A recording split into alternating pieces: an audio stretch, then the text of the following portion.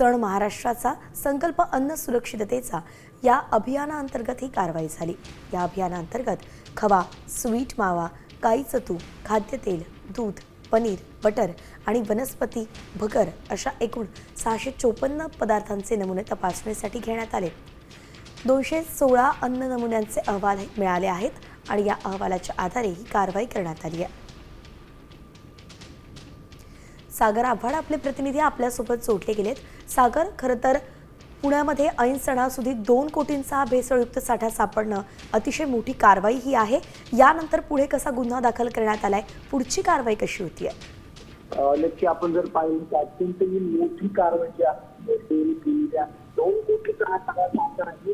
यामध्ये जर आपण बघितलं तर पनीर आहे, दूध आहे, खाद्यतेल आहे, तूप आहे, बटर आहे आणि बटर वनस्पती जे आहेत त्याबरोबर भगर आहे।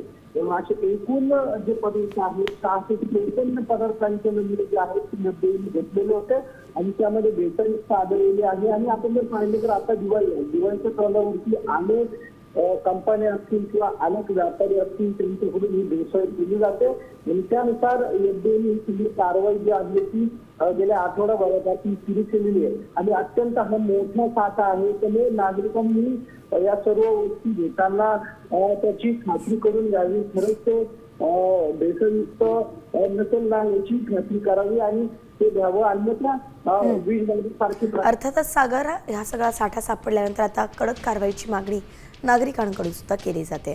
धन्यवाद सविस्तर अपडेटसाठी। आता isakal.com आहे देशातील नंबर 1 ची मराठी न्यूज वेबसाईट। प्रत्येक अपडेटसाठी isakal.com ला नक्की भेट द्या।